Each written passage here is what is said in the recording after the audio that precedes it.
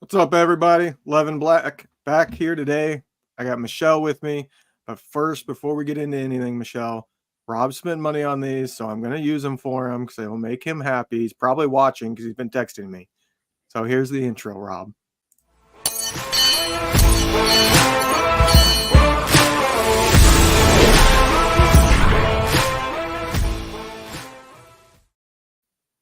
All right. Like I said, Levin Black, Michelle, second show ever with us? Yeah, the amount of effort you just put into that intro. I mean, whoo, this is going to be a great show. I love it.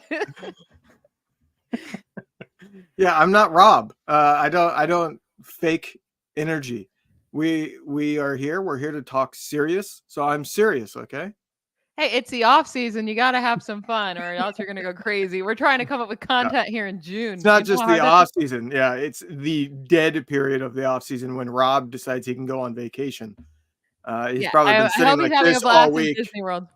Yeah, he's been sitting like this all week because if Aiyuk signs or gets traded, it's like vacation over. Either way, he loses. Either he does a show on vacation and his wife is probably annoyed with him, or he doesn't do a show and he loses the content. Yeah, I mean, I've been on the edge of my seat with this Aiyuk stuff. We'll get into that soon here, but it's just so enticing because, you know, the rumors, if you were to get traded, it's very connected with my Steelers. So that's what makes it extra interesting. Yeah, they could be saying, hey, that guy that scored 2 touchdowns on us last year, let's go get him. You know, at least he doesn't talk. Like, I don't think Pickens is going to get a long-term deal. He does not strike me as a Steelers guy. Really? I hope you're wrong. But that even if he is, I mean, they only have Pickens right now. So I think they're desperate for a second wide receiver, and we'll see if they can get this trade done. But I also don't know which side I'm on. I don't know if I want Aiyuk to leave San Francisco because I want Brock Purdy to have such a great third season. And I think he can still be really good without him. But obviously that would be a hit on what his potential will be. So I don't know which way I want it to go. Well, if Aiyuk were to be traded, another guy would probably have to step up and have an even bigger year than he's been having, and that would be George Kittle. And that's where we were going to start with the whole George Kittle news. Supposedly, he lost 30 pounds in a month after surgery. First off, do you think that matters whatsoever? Is there any reason to be concerned going into the season, even if he got the weight back on? 2, do you believe that he lost 30 pounds in a month? Yeah, I mean, it's crazy that their bodies can do that. But yeah, the way that their bodies are built and how much exercise and food these guys have to eat to keep their weight up, I do believe that he probably did lose that. But it does sound like he's working his way back up. At first, you read the headlines and you're like, it sounds like he was trying to lose 30 pounds and like that's what he was going to be playing at, right? And I was like, okay, don't like that. And then once you actually read into it, he's talking about after surgery and he's working to get back up to his 250 that he normally plays at. But I am a little bit worried. We do see, I mean, it's been at different positions, right? Like Joe Burrow had that appendix surgery prior to the season. He said he lost a bunch of weight during that surgery. He was working his way up. And he did start slow in 2022. Now, quarterback compared to tight end, 2 very different positions, but you would think that would even matter so much more for a tight end, right? Especially how they use him as a blocker. I am a little bit nervous that maybe he loses some strength, it takes some time to get going. And if they did move on from Aiyuk, they're really going to need George Kittle to step it up as a receiver. But overall, I'd say my worry is at like 15%. It's pretty low. Yeah, I don't have a huge concern. I do worry a little bit about if he gets hit in just the right spot, because you can say you got back to your normal body. If you lose 30 pounds and you get 30 pounds back, that doesn't mean it comes back in the exact same way. It's not sitting the exact same as you're used to. So I do wonder if like maybe he's going to have a kink in the armor, and if he gets hit just right, like he could have a core muscle injury or something along those lines. Maybe his shoulders, he has an injury to one of his shoulders again, because now, you know, he wasn't able to keep as much strength on there. Main thing though is I wonder how much he can do the blocking part of it. Like, do they have to like lower his amount in blocking that he normally does so that he has the endurance to be the receiver? Like, that's my worry, is like, yeah, he loves blocking, but that takes a lot of your upper body and core strength to be able to do that well. That's where I'm mostly concerned, is endurance.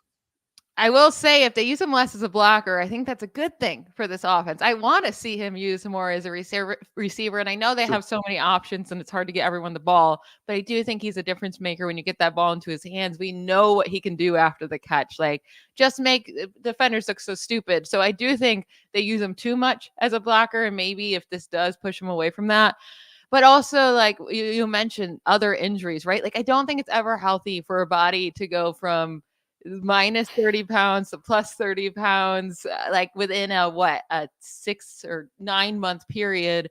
That cannot be healthy for your body. And it probably puts a pretty big strain on your body. And there's no guessing what could go wrong. But yeah, that's never like, I don't think the body likes to go through that kind of change. Yeah, I think I need to get whatever surgery he had so that I can Right. lose 30 pounds. I just don't need to put it back on. Do you have 30 pounds of muscle to lose, Levin? Because I think that was more it for Kittle there. I probably have 30 pounds of muscle to lose, but it would take me a lot longer because it's not nearly as high of a percentage of my total body weight as his. You know, Yeah, he's so probably you'd be at how somebody much that's probably got like 5% body fat, and I might have a 0 on the end of that. if you lost 30 pounds of muscle weight, what would you have left of muscle? Like 1 pound? I'd probably still have muscle in my legs and nothing in the upper body. I mean, I was a soccer player in college, so my legs are still, they retained quite a bit of muscle, which I mean, yeah, I don't play soccer much anymore, but it takes a lot of leg strength to lug somebody around like myself. So, Yeah. Soccer is actually the one sport I never played. I'm so bad with my feet. really? Yeah, I have no coordination with my feet. Nothing. Well, there's a lot of sports that you don't kick with your feet, but you still need the coordination, like basketball. You got to be coordinated with your feet. Footwork matters. Well, like I just mean I have no coordination with using a ball with my feet. Right. I can like run and stuff. Yeah, it takes a long time. A lot of people underestimate. I mean, you play kickball. Hold on, you were in a kickball league. Oh, and I'm so bad at kicking. Oh, I'm okay. really, really good at catching the ball and throwing it. So bad at kicking. Yeah, pretty bad. I typically just like butt and I use my speed to get to first. Gotcha. Well, Yeah. that's like uh, cheap. Yeah. I feel like that's like against the spirit of kickball. I'm I, I'm a little disappointed in that, Michelle. That's like somebody It's bunting pretty in much what the softball. whole League. league does. It's kind of lame. But this is Really? what happens when Wow. stats is gone. We start getting off track and No, of stats course. never happen. Yeah, I know he doesn't, and that's why I let it happen. I don't plan on doing an hour and 40 minutes like I did with Vish yesterday, but Vish and I literally spent like 40 minutes talking about hair at 2 different points because we Oh, both had I'm sure people were very excited about that. Yeah, no, yeah, this episode would be 45 minutes because Michelle has yeah. to work. That's fine by me, and I'm sure my wife would be happy for me not to be on as long as I was last night. But I think we both see it the same as like, yeah, there's some concern there. Where exactly to be concerned? Don't really know. Don't really know it will actually matter at all. Like we could go all season and it's something we go, oh yeah, you remember when? And because nothing brought it back up. I'm not convinced that this is something that will go away, nor will it be something that lingers throughout the whole season. And I don't think we'll even be focusing on this whatsoever during training camp if Brandon Aiyuk Yeah. is still with this team. Now, that's a totally different situation if Aiyuk is off, right? Because all of the attention is going to go on these other guys. Because at this point, then you have a lot of kind of misfits with this offense. Say they do move on from Brandon Aiyuk, then you are left without a true wide receiver one, right? So you're going to have to figure out who else is going to be the main target in this offense. Will it be Deebo Samuel, who's not the best at getting open middle of the field or he's not the best route runner and separator, right? Or Ricky Pearsall, who's a first round pick. And I think he has some learning to do. I think he can be good in the Kyle Shanahan system, but he has some learning to do before he can be a top tier wide receiver in this league. And then you have George Kittle, who you would have to depend on so much more if Ayuk's not there. So I really don't want them to trade. As a 49ers fan, I think it would be huge loss if Ayuk goes. And then as a Steelers fan, I would just be a little excited. But if he gets traded to any other team, I'll say for Brandon Aiyuk, I will probably shed a tear. Yeah. Before I respond to that, Rob is lurking. This came from Rob, not myself. He asked if you went third person. I guess you did. I did not catch Rob, enjoy Disney World, you weirdo. Get off the show. Yeah. I guess he did go third person, but I don't have any problem with that. As far as Aiyuk goes, like, yeah, the Steelers could get him, but does it really change anything for them? Like, I feel like the Steelers are likely a playoff team, but I have zero confidence that they will be able to make the Super Bowl and get through that AFC gauntlet. I don't know that he moves the needle for them. It all just depends on what Russell Wilson they get. Yeah, that's true. That's really What it. about Justin Fields? I mean, in the same day yesterday, there was reports that he's dominating and they're really impressed with him. And then Coward said, "Oh, there's a bunch of reports that he's hearing he was awful."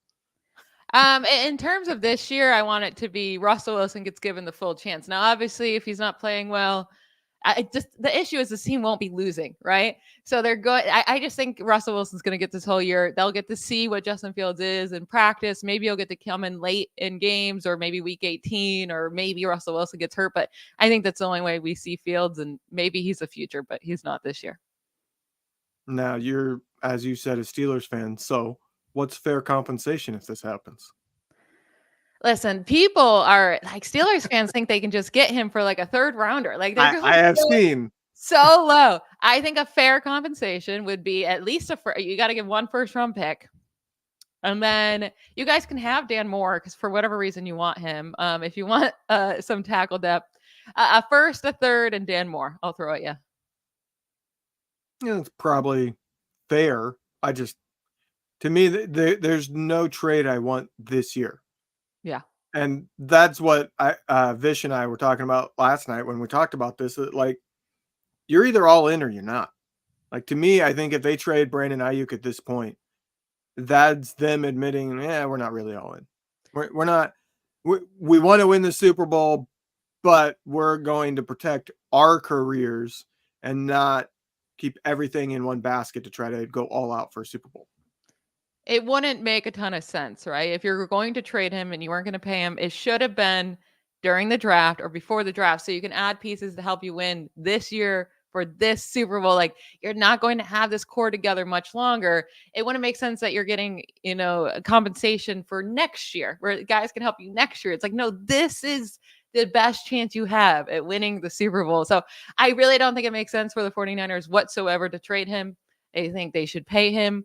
But for whatever reason, they're letting a few $1 million a year keep him from doing it. Like, I know fans are like, well, why wouldn't he just accept 27 million instead of 30? It's only $3 million more a year. Why don't you ask the billionaires why they won't pay him $3 more million a year? Exactly. If that's all it is, then the billionaires should be willing to do that. I hate people who aren't on the player sides and on the sides of these really just stubborn and greedy billionaires. Like, get out of here.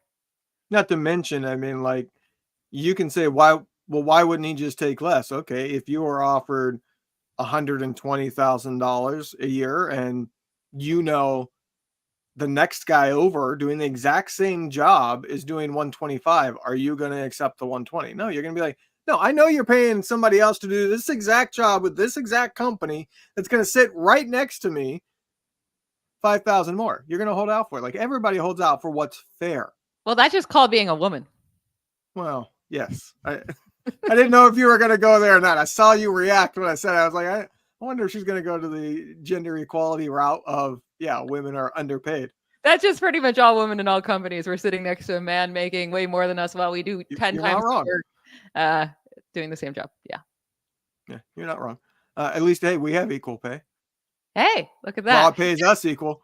If but that's the same thing, right? Like if I found out what you made and then Stats was trying to pay me less, I'd be like, dude, like I want what he gets. And that's all Brandon Aiyuk is saying, right? Like he's seeing Amon-Ra St. Brown get paid $30 million a year. That's fair to ask for what Amon-Ra St. Brown is paying. Like they're very equivalent talents, equivalent production. Like I do think that Aiyuk should be getting what Amon-Ra St. Brown wants. Now, if he's asking for Justin Jefferson money, that's not cool, right? Like you're not as good as him. You haven't produced the way he has.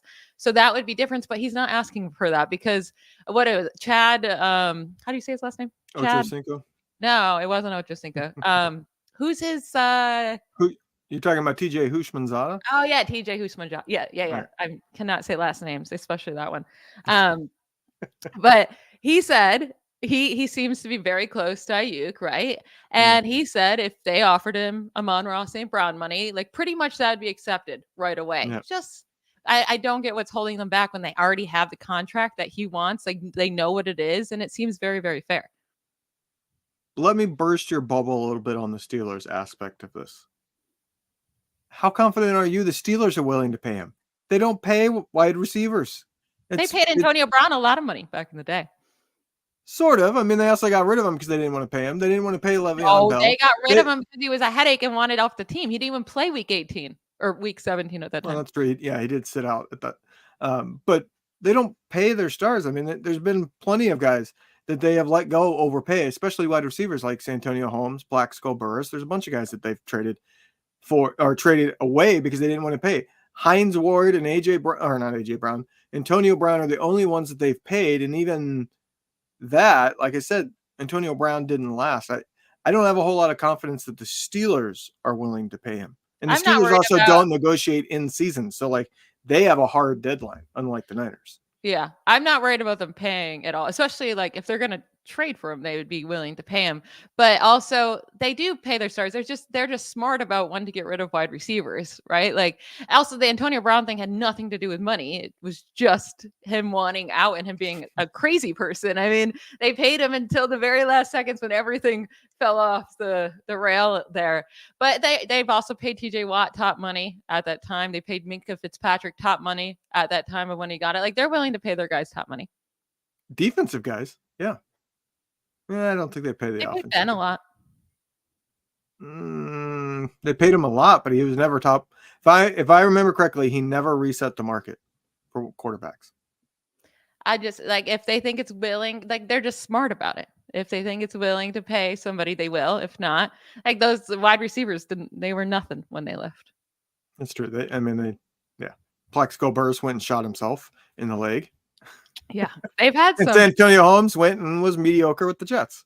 They've had some interesting characters. So Aiyuk might be a nice little addition to be like a normal person out there. I will say though, this offseason's making me a little bit worried about Aiyuk because he's clearly like asking his fiance to tape these videos and to post them. It's a little dramatic. He's being a little like, it's like, I wouldn't love that, seeing that as a team, like how he's handling it. Also, he's hurting his trade value for the 49ers if he does want to get traded, or I don't know. He's just making everything more difficult, I think, by putting it out here that he's being stubborn or that they're being stubborn, or like, I just don't think that helps either side. I feel like he's trying to duplicate what Deebo Samuel did. He's just not as willing to be a jerk as Deebo.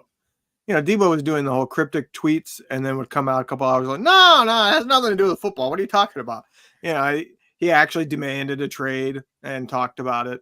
All those things. Like, I feel like he thinks, I'm not getting the money, so I got to be mean somewhat and play the PR game, but it's just not his MO. So it doesn't come off as genuine. Someone wrote in the comments, Brandon Aiyuk for Najee Harris and a second-round pick. Why would you guys want Najee Harris? Yeah. That's Heidemann on Twitch, which... That has to be a Steelers fan. That's No, he's pretty common around here. And, boy, Twitch there. That's yuck. I'm not a huge Najee Harris fan at all. But you guys have CMC. It wouldn't make any sense. Right. It wouldn't make sense in that regard. And I'm just also like, Najee Harris, I think, has terrible ball carrier vision. He doesn't have great blocking, but he constantly sits and waits for holes that aren't going to open. Like, you have bad blocking, get forward. I'm not a huge Najee Harris fan. He always gets better towards the end of the year when he just does that. But for some reason, it takes him months to realize just run straight. When he runs straight and uses his power, he's really good. But you're right. It does take him like way too long to figure that out. Yeah. In terms of like starters on the Steelers that I would want back, Najee might be at the bottom of the list just because, like you said, the running backs are loaded with the 49ers, and Najee's not that good in my opinion. He's also due to be a free agent. So what's the point on that one? As far as Brandon Aiyuk, would you be willing to pay him $30 million? Do you think? Yeah, in an instant. Either team should be willing to pay him, the Steelers or the 49ers. And if I was either GM, I'm paying him. Yeah, that's the part of it I don't understand is when fans go, oh, 30 million. Like every year there's some mark that comes into the market for whatever position is due for their big money deal. And everybody goes, oh, that's too much. It's like the cap changes every year. You know, like the cap has changed more than 30% since Deebo Samuel signed his contract 2 years ago. 30%. Like, that's an insane increase. Yeah, they can afford 30 million. Like, that, there's no reason to, I don't see a reason why the 49ers haven't gotten this done yet. No, That's I the see no frustrating part for me. reason. They just take so long. Like, and if they just hurt themselves from doing that. If they figured this out earlier on in the offseason, they probably could have got this deal done for around $27 million a year. Pretty easily. But they keep waiting. It's what the Cowboys are doing too with CeeDee Lamb. And CeeDee Lamb is probably definitely, asking for more than Aiyuk is. He's probably asking close to Jefferson range. And if they would have, like, these teams just wait too long. It's never going to get cheaper. It's only going to get more expensive. And they just love to wait until August to figure it out. And it has to end up biting them in the butt. But they keep doing it. So I guess this is what they prefer. Yeah, the Cowboys do it with Dak too. Like, they don't do these long-term deals. If they had locked him up to like a 6-7 year deal 4 years ago, they would have locked him up in the $40 million range. Instead, they end up paying more than any other team does to quarterbacks. Like Dak, yeah, he's reset the market a few times, but a lot of times, somebody quickly resets it. But that's not the actual compensation they get because they have these long-term deals that are backloaded. Dak's aren't that way. Dak is, in terms of actual money going in his pocket, the highest paid quarterback over the last like 4 years. It's insane. The Chiefs did it so smart, right? As soon as they saw Patrick Mahomes was special, they were like, we're going to lock this dude in, and it's going to seem like the craziest contract ever, but it's going to look so good in a few years from now.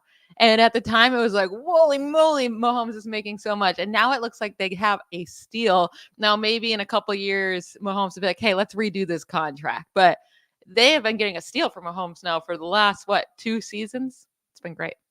Yeah, and I don't know why Mahomes would ever want more money, but that's getting off topic. He gets so much money from ads. What does he need a contract for? True. You know what I mean? He's probably making like tens of millions. Yeah. Yeah. He's already making bank with his contract plus sponsors. Yeah. He is not a poor man. Let's put it that way. He's got generational wealth already. And I am very jealous. And now the Chiefs won't have to pay Kelsey because he's with a billionaire, like they're doing well over there in Kansas City. Are you a Swiftie? I am a full-on Swiftie. Do you think paid she's lots pregnant? Of money to go to her concert? You gonna weigh in on that rumor? There's a rumor that she's pregnant. Really? I think that's false. Yeah. I would say it's probably false, but that's really getting off topic and getting way out of my wheelhouse because I'm not really a Swiftie. I just see news. But we can go to the I'm excited to actually be able to do bets. Rob doesn't do bets with me very often because he saves it for you. So this time we are jumping and we are going to do some bets without him, and he's the one that doesn't get to do them now.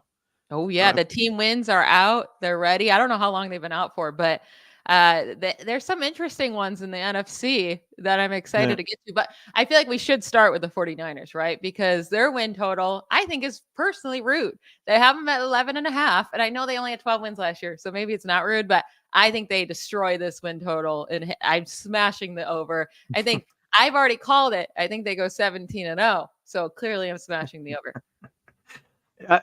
It is an interesting line. Like I thought about where do I think the line should be before I looked them up, and I was curious. And this is where I got to because I think if you're betting on a team winning 12 plus, like that's hard to do because injuries happen. Like there's things that happen that you never expect. Like after the 2019 season, who would have thought the 49ers would struggle the next year?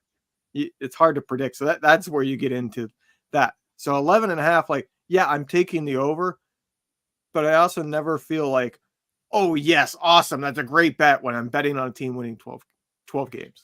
The thing is, when you look at their schedule, 1, 2, 3, 4, 5, 6, I don't think there's even a competition through 6 weeks. Like, I think they're easily 6-0. And then the first game I'm going to be worried about is against the Chiefs, but it's at home. And then once you get towards the end of the schedule again, like maybe they don't really go 17-0 because nobody does that, right? Like I'm being a little bit sarcastic when I say that, but I do think they win 13, 14, 15 games. I feel pretty good about that as long as Brock Purdy stays healthy and Christian McCaffrey. Like, yes, you need health. And I guess that's your biggest concern anytime you're betting these.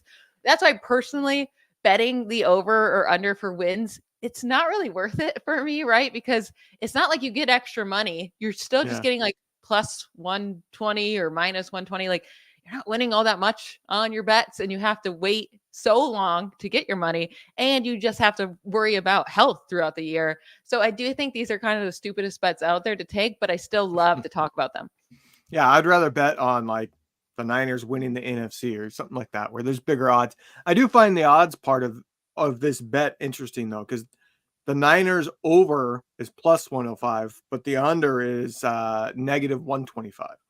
I Okay. found that interesting because like that's what I was looking at when I was going through and writing all these down. I was like, oh, a lot of these are like flip flop. There's no real consistency on, like, some of them are minus on both sides, some are plus for the under, some are plus for the over. I found that interesting because I'm sure that's the part that's adjusting as bets are coming in. And that tells me more people are betting on the under, which has driven those odds worse. And that's making the odds better for the over. That makes me even more excited to take the over. Yeah, because you get a little bit extra.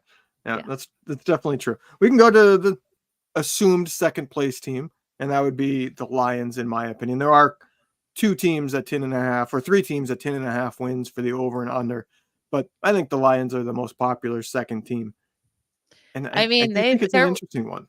I think they're really good. Stats is down on them. He just has no faith in the Lions. I think they're really good. I think it's absolutely huge. They got to keep Ben Johnson again. Like, getting to keep that really great offensive coordinator, him not leaving for a head coaching Yeah. job is just incredible. And I think having that stability for Jared Goff and what they have on this offense, it's too good. And they won 12 games last year with their defense still struggling. They keep trying to work on fixing that defense. They did fix their run defense last year. The pass defense was still really bad. But again, they've made some moves, especially through the draft this year, to fix that defense. But the Lions have won 22 of the last 30 games, including the playoffs, after starting 1-6 in 2022. So they have been a really, really good team since that terrible start in the 2022 season. And also over the last 2 seasons, they've scored the second most offensive touchdowns in the league, only behind the 49ers. They're 1 touchdown behind the 49ers over the last 2 years, which is kind of crazy. So yeah, I'm taking the over for them here too. I don't like, I think 12 wins is like what they got last year is a really good spot for them, but I'd be shocked if they're at only 10. Like 11, 12 is a really good spot for them. Yeah, I think you have to take the over. One thing you didn't touch on there for why to take the over is look at their division. You got a rookie quarterback in Chicago.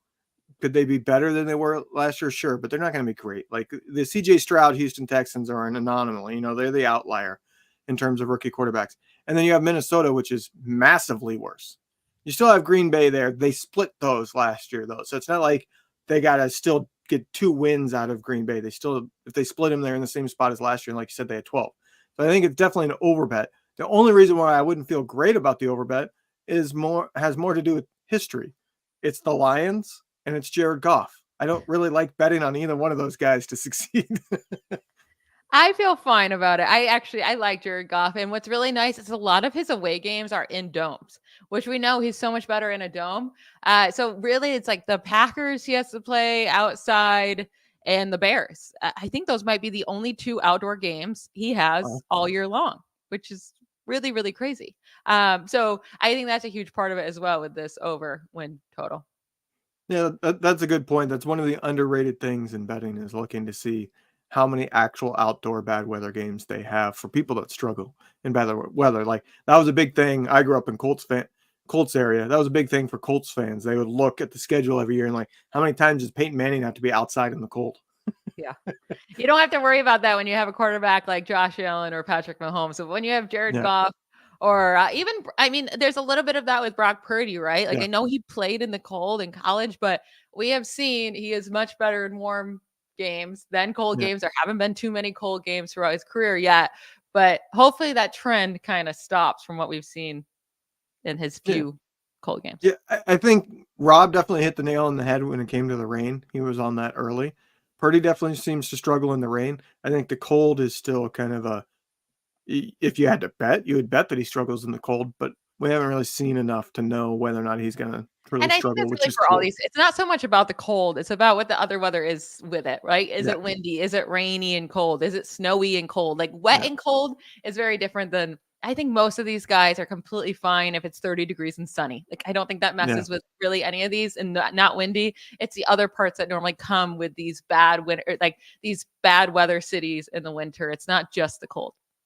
Yeah, you're definitely right about that. We can do Philly next. This is a very interesting, like, to me, this is an obvious which one to pick. They got 10.5 wins for their over under, and I think it's a hammer the under. So like I can't just pick over on all these, but I do think these first four teams we're talking about, because I'm guessing we're going to talk about the Cowboys next. Like Yeah. I do think these are the top four teams in the NFC. The Eagles, they collapsed so hard last year, right? Like, so it was a historical collapse, and they still finished with 11 wins. They were, let me read this stat. They were the second team in NFL history to start 10-1 or better through 11 games and finish the season with 6+ losses. And I think a huge part of that was, I mean, the coaching, right? The coaching felt like a disaster, but they did change both their OC and defensive coordinator. So there's changes there. And they also had the hardest strength of schedule last year, while this year they have the tied for 10th easiest. So it's like, it's not like an amazing schedule, but they had the hardest one last year. I really cannot see them not winning 11 games and being 11-6. Maybe they're at 10-7. It's right on that line for me. I probably would stay away from this bet, but why do you feel so good about the under? Because I did the coaching. They didn't change anything. Well, I think Sirianni lost that locker room at the end of last year, and they've decided to run it back anyways. That's why. I think the bigger issue was Brian Johnson with that offense, because AJ Brown seemed to really have, like, he seems to be dissing the offensive system nonstop this offseason and acting like it's going to be so much better this year. You clearly saw the life go out of these players' eyes. Like, the Eagles had no heart for the game last year, and I think they just absolutely hated the system they were playing in. So I do think that's where we could see a change. The Eagles are just too good of a team. And also, they were such a bad pass defense last year.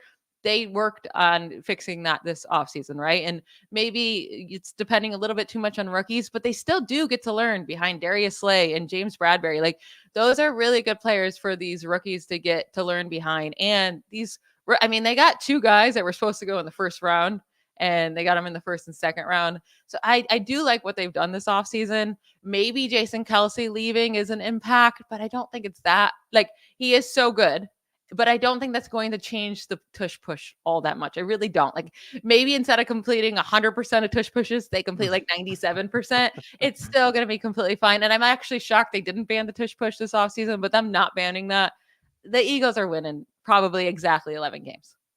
So Jason Kelce retiring, I think it will be a bigger deal than what is being talked about right now. I mean, the quarterback center relationship exchange is a big thing. I think there's going to be some growing pains there, because there usually is with quarterbacks who had a long-time center and now it changes. So I wouldn't be surprised if there's some bad snaps at bad times, that is a thing. Plus, there's no guarantee the center that comes in is going to be any good.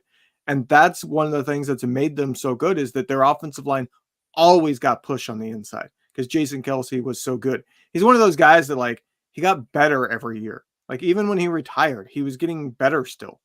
I'm still surprised that he retired, but I think that's an underestimated part of this. Like, I know they have Saquon now. I don't think their run game is going to be nearly as good as it was. Like, the last 2 years, they've had really good run games. They had the year with Miles Sanders where it was really good, and then last year Swift was really good with them. I don't think they get that again. They still have a great offensive line, one of the best in the league. And I think they've been smart. Like, they took Cam Jurgens a year early, knowing that Kelce could retire, to get him that playing time. They got him in at guard to get him that playing time. And then also they have Landon Dickerson. If Jurgens doesn't work out, like, Landon Dickerson was a center in college. So they have two guys that have experience on the offensive line that they took early when they didn't need to, right? Like, people were like, why are they using these picks on offensive linemen? Their offensive line is so good. I think they've been really smart there to kind of get this offensive line still stable, knowing that some of these guys are going to retire soon. You still have confidence in your Hurts.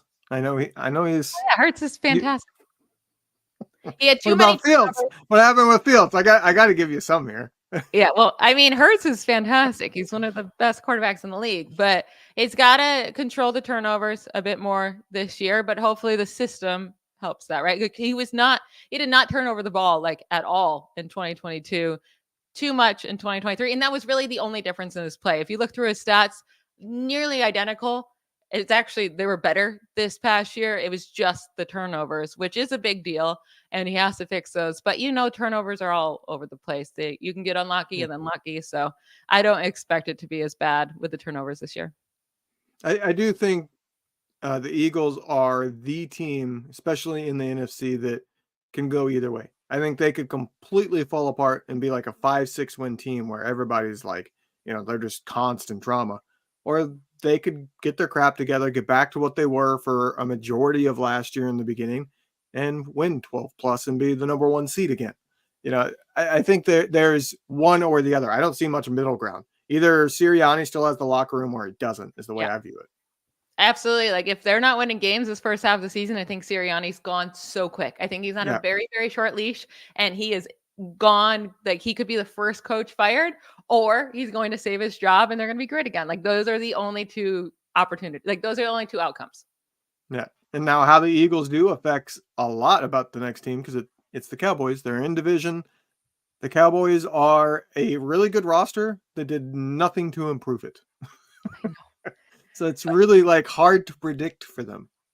It is. They have them at 10.5. All they do is win 12 games every season. They have the second best regular season record in the NFL since 2021 at 36-15. Only the Chiefs have a better record. But the issue with them is they suck in the playoffs, right?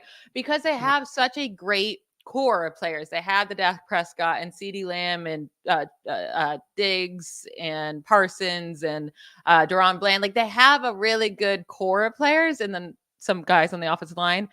It's just like the depth is so bad. So they can win regular season games, but once you start playing those elite other teams in the playoffs, they just get destroyed. So with this just being regular season wins, it's hard to say under, but they did lose pieces of the offensive line. They just did absolutely nothing this offseason. They don't have the best schedule ever either. They have to play a playoff team from last year in 5 of their first 7 games of the season. I might go under and say they'll be 10-7 this year. I could see it falling apart on them, but I have to pick the over if I think the Eagles are falling apart. Yeah. Like that's how I kind of view it. If you pick the over for the Eagles, then you're probably going under on the Cowboys and vice versa. I picked the under on the Eagles because I think they fall apart. So I got to pick the over on the Cowboys because there's nobody else in that division really worth mentioning, in my opinion. So the Cowboys, I don't think they're going to make any noise in the playoffs. I do see a potential scenario where things go south on them.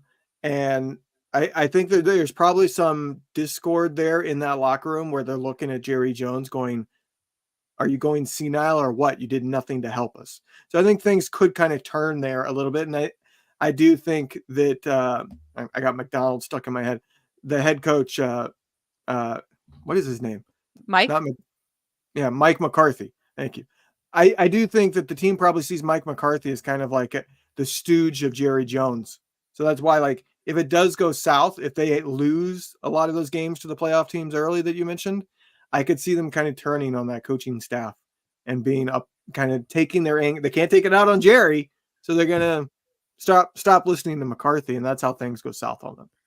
Like, listen to the schedule. It starts at the Browns, probably a loss.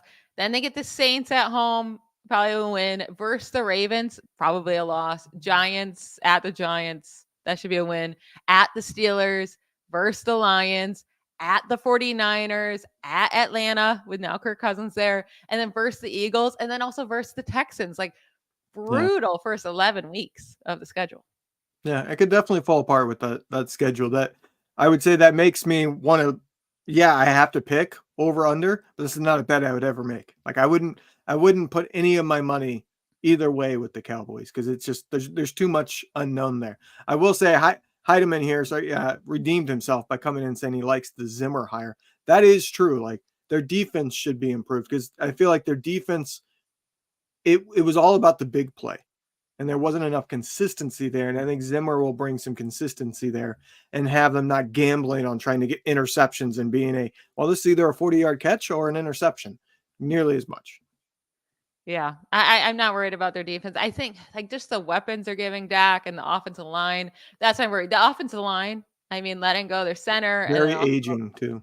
yeah, Tyron Smith, like that could be a big deal. And the the tackle that they brought in to replace Tyron Smith and Tyler Guyton, he was my least favorite of those top tackles in this Yeah. draft class. So I'm not loving that for the Cowboys. I still think they're a playoff team. 10-7. Like, I'm not going to be shocked that they hit this over at 11 wins, 12 wins, but they're not going anywhere in the playoffs yet again.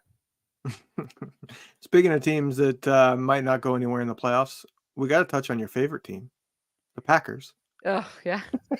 9.5 wins. They have Yeah, a 9.5. I actually put a little star next to this one because I think this is the best bet out of all of them. No, it is. It has to be And over.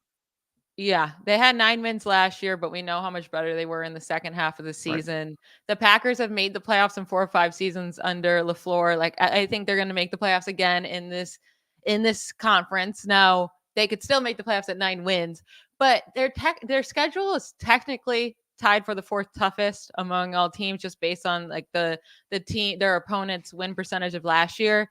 But there's a lot of games on this schedule that look very easy. The Colts, the Titans, the Vikings. I think the Rams are worse this year. They get the Cardinals. I'm not scared of the Jaguars. They could beat them. The Bears, yeah, maybe Caleb Williams is great, but they get them twice.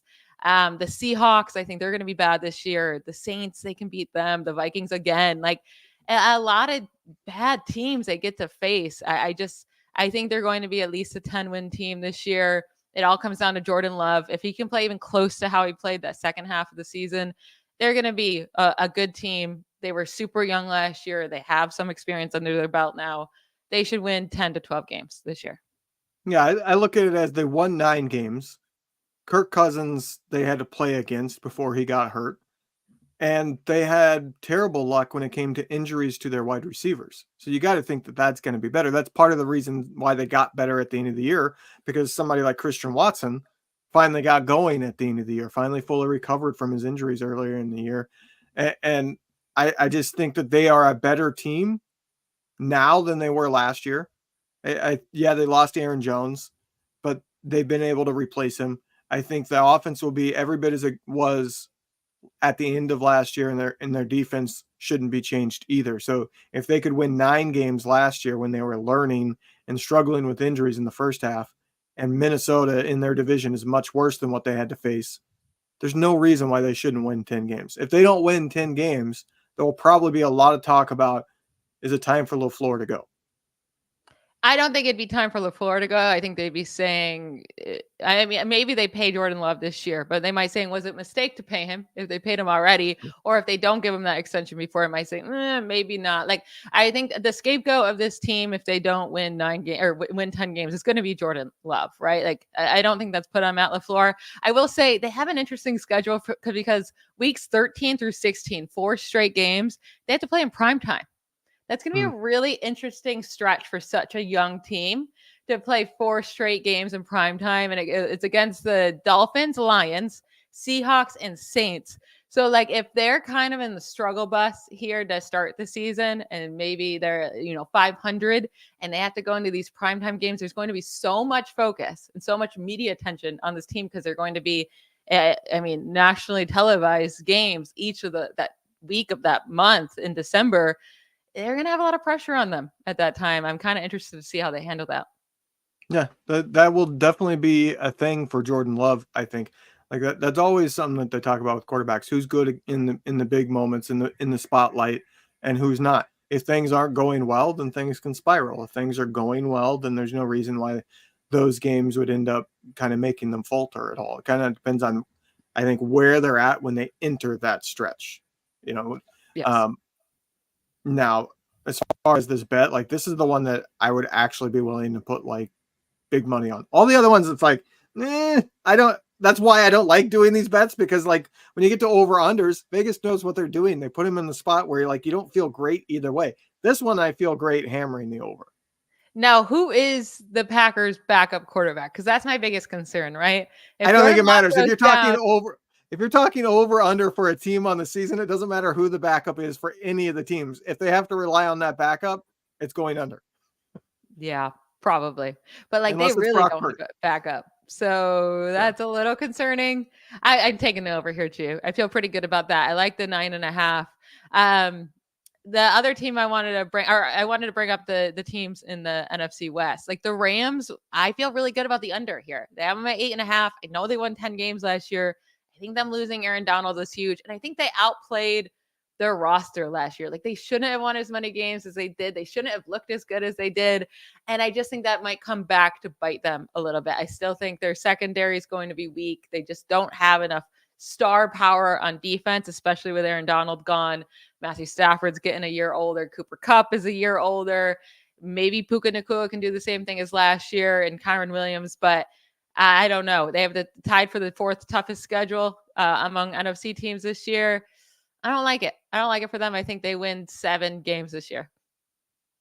If I had to choose, I would pick the over. I don't love it, but I think Stafford will be better this year, and I think he's more healthy this year, and I think that's going to help them quite a bit now with their two-headed monster of wide receivers. And I also don't like Arizona being able to rise. They still have Kyler Murray, and I think Seattle continues their downward fall. And so that means somebody has to get those wins. And I think the Rams end up being in that 9-10 win area where they probably end up getting a wild card spot.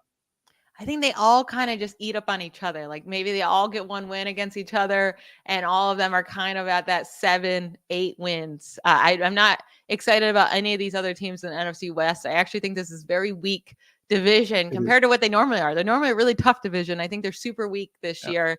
The Seahawks are sitting at 7.5 wins. That might be too low to go under. 9-8 the last 2 years, and really they've not hit this over in just one season since 2011, which is crazy. Like they are always above this except for the 2021 season. I think they're at 8 wins. So I guess if I had to put a bet on this, I would go over, but I do not think they have a good season. I think 7-8 wins is very reasonable for them. That's why you're definitely right about the NFC West being weak. This is probably the weakest it's been since like the Niners first rose with Harbaugh, because even when the Niners got bad again, you still had the Seahawks dominating, the Rams rose, Arizona had a good year in that period. Like this NFC West, it might be the biggest like stark difference between divisions. Like there's a dominant, great team and a whole bunch of not good. But I know you said you had 45 minutes. I don't want to mess with third person Michelle's rest of her day. Wait, before we get off though, you tell me what we got to hit on the Cardinals real fast. 6.5 wins. I'm taking the over. I think they could be the second best team in this division. I would take the over on that. I think it's hard to lose or win less than 6 games as long as Kyler Murray is healthy. Like they almost won that many last year, and they didn't have him pretty much all year. And they added Harrison, so they got a good wide receiver core again. Like they have improved. Like of all the teams, including the 49ers, the most improved in terms of moves they made in the offseason is probably the Cardinals. Now they also had the most room to improve, so that's part of it. But I think it's hard to lose that many games as long as they're healthy, which is a big question mark with Murray. Yeah, Kyler Murray, he struggled when he first got back, but he was looking like his old self towards the end of the season. And that was with having no wide receivers, right? I think Marvin Harrison Jr. and Trey McBride, that's a really great one too. He has other weapons like Michael Wilson that you can help out there as well as the wide receiver too. So I like them. I like James Conner as well. I like their offense. Their defense will still stink, but I think their offense will get them to 7, 8, 9 wins. Yeah, it's certainly doable. Like we said, the NFC West is weak, so they could definitely beat up on the Seahawks and the Rams. Niners, not so much. Yeah, Niners are going 6-0 in the division pretty easily. They definitely should. If they don't, it's because of like last year where it's the last game and it means nothing, and so nobody plays. Yep. Did they even play a division rival in the last week? Who did they play? Oh, they did. They played the Cardinals. Mm-hmm. Yeah. So that could be the one that gets the Cardinals over. Yeah, true. I might be rooting for that. You know, if we're going into week 18, they already have the number 1 seed. I'm like, right. Yeah. Well, Michelle, I appreciate you coming on a normal day off for you, a day that you normally don't record. It's, I guess, my normal day, but I personally enjoy catching up with people that I usually don't get to talk to. That like I deal with because we're on the network, but I never actually get to interact with you or Vish, or I didn't get to talk to Jason or Steph, but I enjoy subbing for Rob, and I'm going to make Rob take more vacations. Yeah, before the season, we'll have to do another like debate show like we did about Trey Lance and wasted an hour and a half of everybody's time because we never even got to see more Yeah. than a game or two of him playing. But yeah. Yeah. Maybe we shouldn't do that show. Yeah, we definitely can't talk about Brock Purdy. We're not putting that jinx on him, but maybe someone else we don't care as much about. Sounds good. Thanks again, Michelle. Bye, y'all.